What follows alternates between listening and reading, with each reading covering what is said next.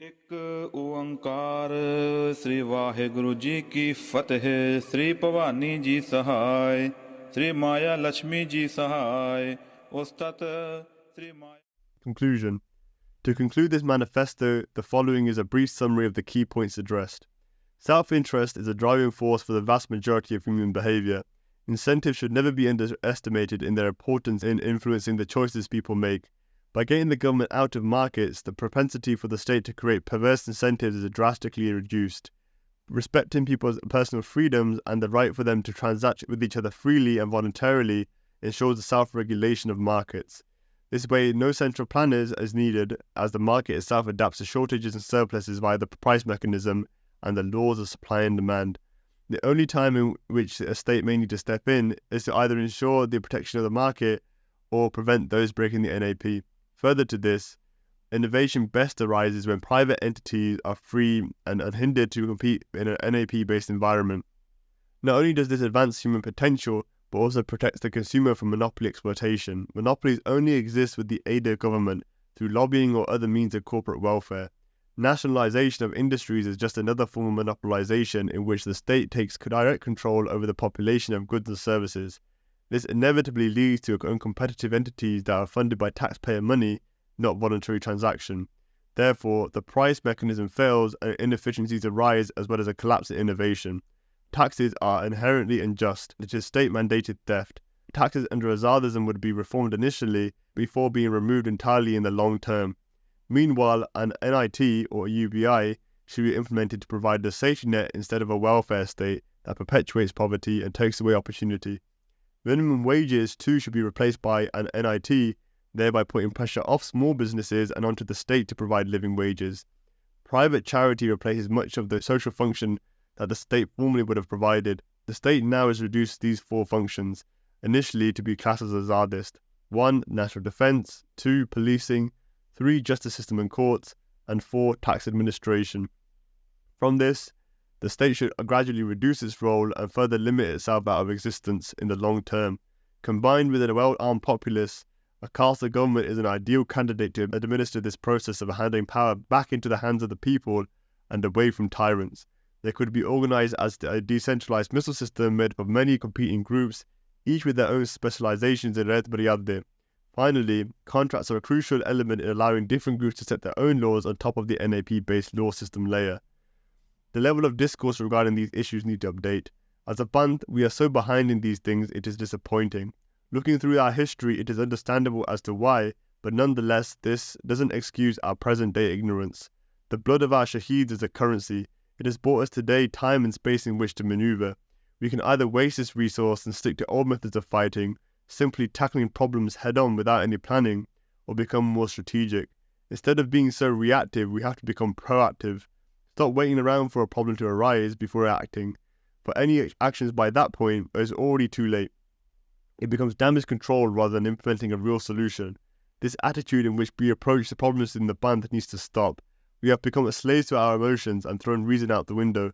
To use logic and reason in matters of Rajniti is to do khandan of issues, breaking them down into parts and using a Vivek Buddhi to analyze. Namo Sri Bhagavati Badeli Sarohi, Kara Ek De Dwaya Sobrat Hath Sohi. Solution to the highest sword, the cutting Sarohi. Making two from one, the warrior who holds you in their hand is victorious. And that's from Bhagavati Stotra by Guru Gobind Singh Maharaj. But as of now, our faculty to do khandan is impaired by emotion and leading us to ignorance and bad ideas. We approach situations too readily with our hearts and forget our brains. There is an important place for that in Bhakti. However, we cannot use that same thinking for everything. There is a summa for each state of mind. This is why, on the verge of battle, Guru Gobind Singh would send his court philosophers away on the reasoning that they would spend too much time deliberating and causing doubt.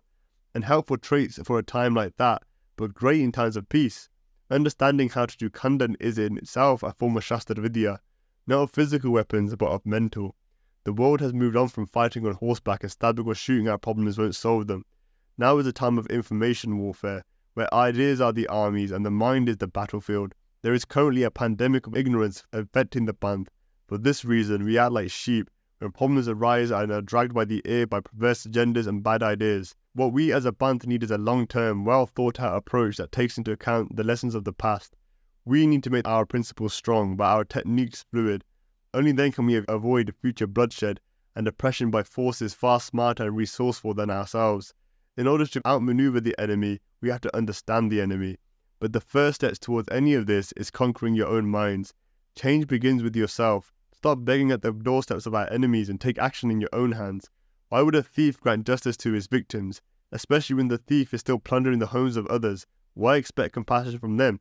Learn to use the system rather than it using you. This manifesto is only one step in this effort. You as the reader are encouraged to further solidify and apply this knowledge. Whilst debate on the topic of central planning versus free markets is definitely a valid one, the need for advancing the discussion to answer some of the details of this manifesto is perhaps even more important. This is the level of discussion the Panth needs to be at in order to get ahead. If we want to seriously consider the possibility of our own nation state or reforming an existing one, then sound economics need to be understood and implemented. We do not want to fall into the same pattern as all others before us. For these reasons, the following list of questions are just some areas that will require further vichar. How long should each phase last on the path to full privatization? What should be done about tariffs? What is the policy on immigration? Is the UBI better than the NIT? What should be the threshold income for NIT? What should the flat tax rate be to begin with? What type of tax should be implemented? When should taxes be phased out entirely, if at all? When does the right to be protected under the NAP apply? How would the legal system contain the correct incentives to supply justice and avoid corruption? What methods should be implemented to allow for communication between the missiles? What constitutes as a contract? What are necessary components of one that clearly define the agreement and avoids future issues? Should a defined template be used? What are the rules of engagement in potential battles between missiles? How to integrate the latest advancements in technology into systems to reduce bureaucracy? Should there be a death penalty? What is the stance on patent and intellectual property rights? These questions will at least be explored further by myself on the accompanying website and social media page. On these platforms, extra resources will also be made available and future publications or posts will be presented there. You as the reader are also encouraged to participate especially. Please get in touch if you would like to help contribute or write economic related articles yourself. The website will also detail some additional resources if you would like to continue learning about economics, starting with Milton Friedman's Free to Choose series. Additionally, you are encouraged to look through the resources provided in the notes sections. Please also follow on the social media to keep up to date with future posts and information. A final note for the Khalsa. Stop looking for leaders to guide you. We already have them as Sikhs. They are our gurus and they have given us a wealth of lessons. Abandon the mindset that if we could only get the right person in charge, then things would be so much better. Not only is it almost impossible to find them, but even those who appear strong-willed, moral and high character can submit to change. This is one of the key lessons in Ruddra Singh Bangu's Band Prakash in telling the story of Banda Singh Bahadur. Even that person who was given a Khandit Paul by Guru Gobind Singh themselves were still susceptible to failure. Understand that the Guru decentralized power and gave sovereignty to the Khalsa Panth as a whole for a reason. Stop acting like beggars and become kings of your own kingdoms.